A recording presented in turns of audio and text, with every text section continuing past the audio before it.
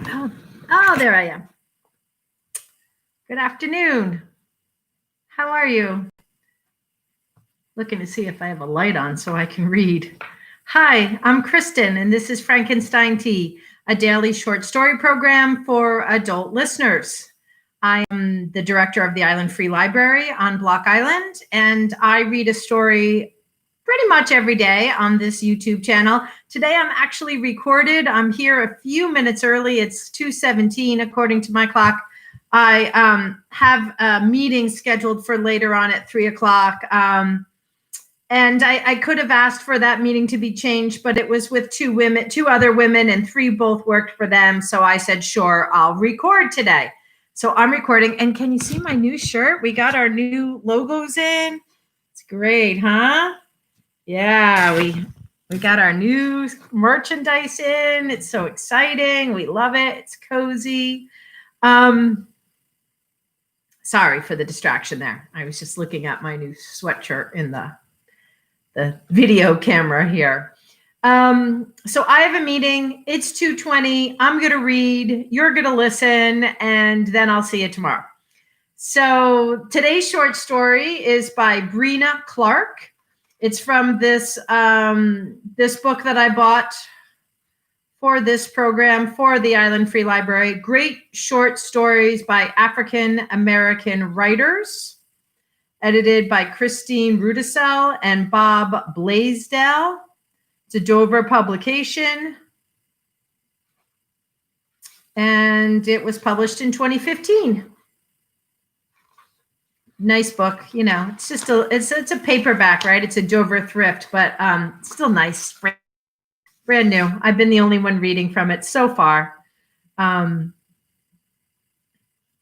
But you are more than welcome to take it out. It is all cataloged and barcoded and ready to go. But so far, it's just me, my book. All right, so let's see what Brina Clark has to say today. Brina Clark, the title of this story is The Drill. It was originally published in Streetlights, Illuminating Tales of the Black Urban Experience, 1996. Take the bus out 42nd Street, the Crosstown bus, the M42, and get off at 7th Avenue. Then take the number 1 train. Get off at 157th Street. Don't get off at 168th Street, okay? When you're riding the number 1 and you get off at 168th Street, you have to ride the elevator, and the elevator is nasty.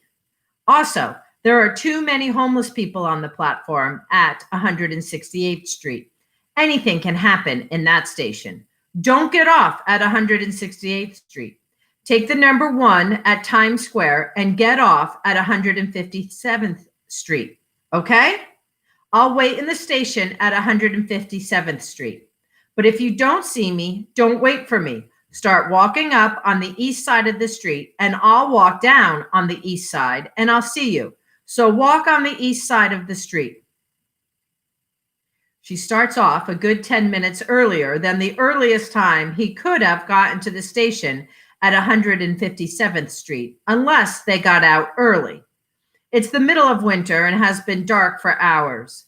She turns over in her mind the color of the cap he wore that morning and recalls what color the coat was, as if she needed clues to recognize him. She is absolutely certain that blindfolded and unable to hear or touch him, she'd be able to distinguish her own son in a stadium full of 14-year-olds. She knows him in every cell of her body. But when you love someone, you memorize their clothes. It's 10 p.m., and she wishes she were reclining in front of the TV. She is playing and replaying in her head the tape of his itinerary from the deck of the docked aircraft carrier Intrepid, through the Midtown streets, north on the subway, to the subway station where she'll meet him. He can do it. I mean, there's no reason to think he'll get lost or anything. They'd struck a bargain. He wanted so badly to be independent and out after dark that he'd agreed to all her prerequisites. if she would agree not to go over there with him after the first time and stand around waiting for him to be finished and walk him home. He promised to follow the one and only agreed upon itinerary and not make any unauthorized stops. She agreed he should have money for a slice and a Coke, or a hot dog and a Coke and some candy probably.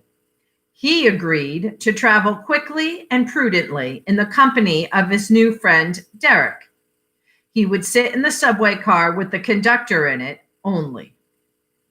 His smile when she was finally won over was triumphant. He exchanged a victory glance with his stepfather over her head as if they'd been together on a strategy against her. They thought she didn't catch it, but she could smell the testosterone in the air. She detected a difference in the house lately, those two sharing a certain odor of complicity, their hormones lined up against hers. She is letting the kite out a little farther every day. She's giving it more string, exposing it to the wind, but holding her end tighter and tighter. The city closes in around kids nowadays, and walking through the streets is like passing through a gauntlet. Her husband thinks it's queer the way she leaps into the gutter to put her arms out like a crossing guard when the three of them approach a street corner. "Look at all these people," he says sarcastically. "Most of them born and raised in New York City, and somehow they've survived as pedestrians without your help."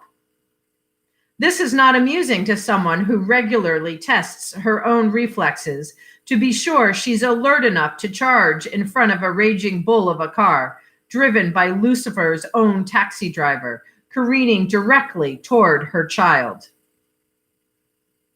Her letting him go by himself to the cadet practice way across town, his walking in a part of the city that's dark, his having to move through the gaudy neon swirl of Times Square, his traveling by himself on the subway at a dicey hour, all this is all new. He's had to memorize 4 different combinations for 4 different locks this year. His locker for coat and books, his locker for gym stuff, his swimming locker at the Y, and the lock for the chain on his bike. She bought him a bicycle, but they both know he better not take his hand off it unless he puts on the $50 lock with the money-back guarantee. When he had to replace a defective part on the bicycle, she put on jeans and a sweatshirt and rode with him and the bike on the subway. They're both glad he prefers his skateboard. It's easier to defend and cheaper to replace. He's not a street child, but he's got pluck. He's not a fighter, but he's scrappy. He's tall, brown, with a sweet face, and she ruminates about what the cops will think if he reaches into his pocket for his gloves. His wanting to join the cadet drill team is all tied up with the new friend, Derek. They want to solidify their friendship with uniforms and syncopated walking. She disapproves of mumbling, but likes this boy who mumbles shyly and respectfully. He's got home training. Better to exit up this stairway than that because you'll be facing the right direction. Best to stand directly under the street lamp so the bus driver will see you. Remember how we decided that standing well back from the edge of the platform is the best protection against an insane person pushing you onto the tracks in front of an arriving train? Keep your eyes and ears open, your mouth shut. Don't spend the transportation money on junk snacks and then try to get away with using your school pass after 7 p.m. Don't jump the turnstile no matter what, except in the case of being utterly stranded and having exhausted all other alternatives, including pleading with the token clerk. Per the agreement, on the first night of the cadet program, she went with him. She traced the route and discussed the idiosyncrasies in detail. She rolled her head from left to right and back again, surveying the street ahead, a walking defense mechanism picked up in the city. You let your eyes sweep the street broadly as far in front of you as possible. This way, you see certain crazies and drunks and friends you're not in the mood for before they see you. Leaving the Intrepid, standing with the two boys in the full bloom of a street lamp, she was quietly annoyed with Derek's people for not sending someone to accompany him. He lives in the Bronx, for Christ's sake. Suddenly, she was not sure if she wasn't overreacting to the perceived dangers. Don't smother the boy, even her father chimed in. Acutely sensitive to the Daniel Patrick Moynihan school of thought on pathological black female emasculators, she checks herself. No, they should have come. These boys are still too young to scrabble around New York at 10 o'clock at night. They mounted the bus finally, and the driver was cheerful. She fought the impulse to ask him if he always drove this route and if it always rounded the corner at exactly the same time. When the bus crossed 42nd between 8th Avenue and 7th, the boys stared out the window into the 900-watt Sex and Sadism marquees. She saw some woman's tits and name lying across her son's cheek, and Terminator and Friday the 13th flickering across his blinking eyes. She really wanted to tell him not to look out the window, but she realized how stupid it would sound. Most often she believes forewarned is forearmed, but once or twice she has surrendered to an overwhelming desire to pretend that some things don't happen if you don't ever see them happening. One time, she surveyed the street ahead of them as they walked together and caught sight of a man pulling down his disgusting pants and bending over and tooting his ass over a pile of garbage right on the corner of 50th Street and 8th Avenue. She reached around and put her hand over the boy's eyes. It was a simple reflex, but he pouted a long while because he knew he'd missed seeing something interesting. Tonight, she walks down the east side of the street, but sweeps the whole thoroughfare with her eyes, in case he didn't do what he was supposed to do. One of the pillars of maternal wisdom. After you've drilled into the child's head what he must do, you try to imagine what will happen if he does exactly the opposite. You've got to be prepared. She waits at the turnstiles. She can see the platform. There is only one way to exit the station. If he's sitting in the car with the conductor, he'll be in the middle of the train. As each train enters the station, she looks at the middle first, then fans out to scout the front and back. 3 trains come through and he doesn't arrive. She is sick of looking at the token clerk and annoyed that he is looking at her. She walks back toward the stairs. He's the kind of bullet-headed clerk who thinks the transit authority is paying him to scout fashion models rather than sell tokens. Out of his line of vision, she reads the subway map, traces grimy tiles with an index finger, and wipes her finger with a tissue. He is not on the next train. She's getting angry and mutters to herself. She's getting scared. Walk to the bus stop, ride across 42nd Street, get off at 7th Avenue, catch the Uptown number 1, sit in the car with the conductor, get off at 157th Street. Simple. Her stomach is not quiet. 138 pounds. The last time he went to the doctor's, that's what he weighed. 138 pounds. I think that's accurate. 5 feet 8 inches tall. Half an inch taller than she. She can feel the brush of the bird's wing. The bird who brushes his wing against the mountaintop. And in an eternity, he will have worn it to a pebble. This tiny bird of worry who brushes his wing against the soul of a mother and thus shortens her life by minutes, hours, days. A throng of people come out of the next train, and he is not among them. She sits disconsolately on the crummy station steps next to a plaque about the Jamal mansion and silently begs whoever is listening to give her a break. Let him be on the next train, please. All the while knowing that personal prayers don't alter events already in motion. A train pulls in. She leaps to attention at the turnstile, leans over, looks anxious. She searches the windows. He bounds out of the middle of the train, poised for fussing, but begging with his eyes for her to be calm. They let us out late, and the bus took forever. His voice is trembling.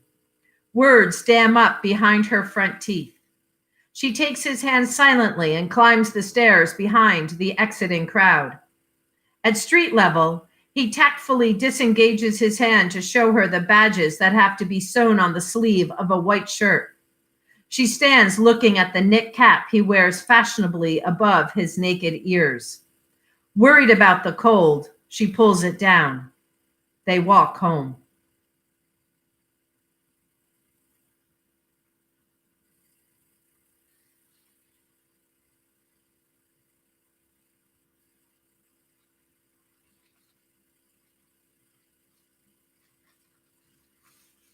That was The Drill by Brina Clark from Streetlights, Illuminating Tales of the Black Urban Experience from 1996.